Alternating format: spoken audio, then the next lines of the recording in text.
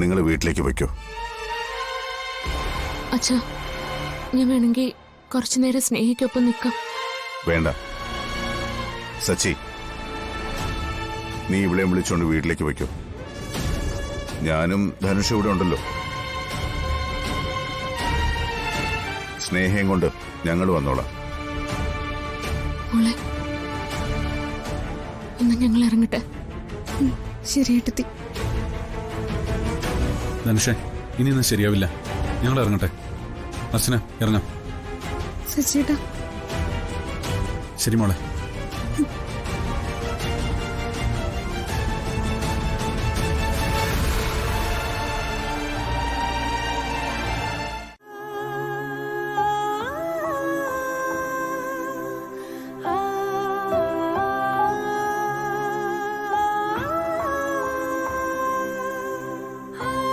ധനുഷ്, നമ്മുടെ കുഞ്ഞ്, നമ്മൾ സ്വപ്നം കണ്ടതെല്ലാം പോയല്ലോ. സാരമില്ല, കരയാതെ. ദൈവം നമുക്ക് ആ കുഞ്ഞിനെ തന്നില്ലെന്ന് കരുതിയാ മതി. ധനുഷ്,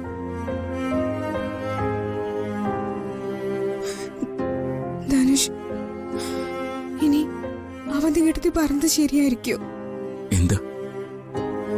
നമ്മുടെ കുഞ്ഞ് നഷ്ടപ്പെട്ടത് അർച്ചനടുത്തേക്ക് ജനിക്കാൻ പോകുന്ന കുഞ്ഞിന്റെ ദോഷം കൊണ്ടാണെന്ന്. ഒരിക്കലുമല്ല. അങ്ങനെയൊന്നും ചിന്തിക്കണ്ട. അവധി കിടത്തി അവരുടെ സങ്കടങ്ങൾ അങ്ങനെ പറയുന്നതായിരിക്കും. ഈ കുഞ്ഞിനെ നമുക്ക് വിധിച്ചിട്ടില്ല. അങ്ങനെ കരുതിയാൽ മതി.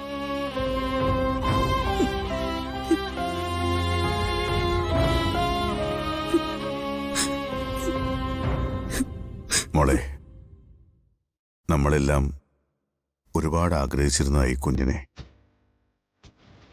ഈശ്വരന്റെ വിധി മറ്റൊന്നായിരുന്നു. ആ യാഥാർത്ഥ്യത്തെ നമ്മൾ അംഗീകരിക്കണം. മോള് കരയണ്ട. ഒരുപാട് പേർക്ക് ഇങ്ങനെ സംഭവിക്കാറുണ്ട്. ആദ്യം അത് അംഗീകരിക്കാൻ മനസ്സിനൊരു വിഷമം തോന്നും. ജീവിതത്തിലെ ഏറ്റവും വലിയ കാര്യം നമുക്ക് നഷ്ടപ്പെട്ടത് തന്നെയാ. പക്ഷെ സഹിച്ചേ പറ്റൂ.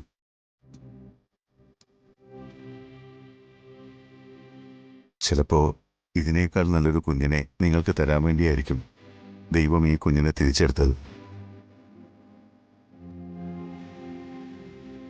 അങ്ങനെ വിചാരിച്ചാൽ മതി. അവന്തിക പറഞ്ഞതൊന്നും മോള് കാര്യമാക്കണ്ട. നിങ്ങളുടെ ജീവിതം ഇനിയും ബാക്കി കിടക്കുന്നേ ഉള്ളൂ. എല്ലാം ശരിയാവും. മനസ്സിന്റെ ധൈര്യം കളയരുത്. മോൾ ആഗ്രഹിക്കുന്ന പോലുള്ള ഒരു കുഞ്ഞിനെ ഈശ്വരൻ മോൾക്ക് തീർച്ചയായിട്ടും തരും.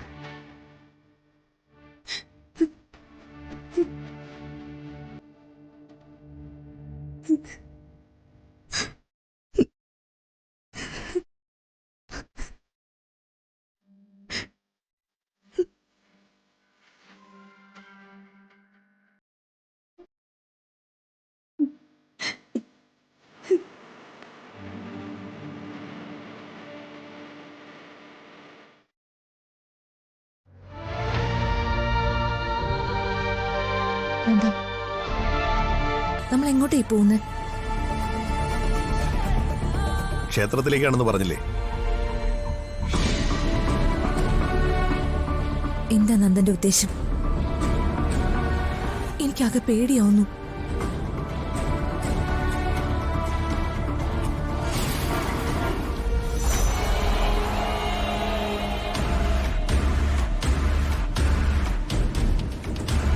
ഇതൊന്നും ഇപ്പൊ വേണ്ടെന്ന് ഞാൻ പറഞ്ഞതല്ലേ. പിന്നെ നമ്മളായിട്ട് എന്തിനാ ഒരു പ്രശ്നം ഉണ്ടാക്കുന്നത്? ഇപ്പൊ പ്രശ്നം ഉണ്ടാക്കിയത് അവളല്ലേ. ഇനിയും സന്ധ്യയുടെ വീട്ടിൽ കയറി വന്ന് സന്ധ്യയെ ഉപദ്രവിക്കാൻ അവൾക്ക് ധൈര്യം ഉണ്ടാവരുത്. അതിന് ഈ താലി സന്ധ്യയുടെ കഴുത്തിൽ ഞാൻ കെട്ടിയേ മതിയാവും. ഇന്ന് ആ ക്ഷേത്രത്തിൽ വെച്ച് ഞാൻ ഈ താലി സന്ധ്യയുടെ കഴുത്തിൽ അണിയിക്കും. പിന്നെ ഒരാളും സന്ധ്യയെ ഉപദ്രവിക്കാൻ വരില്ല. നന്ദ, ഇപ്പോഴും അവന്തിക നന്ദന്റെ ഭാര്യയെ.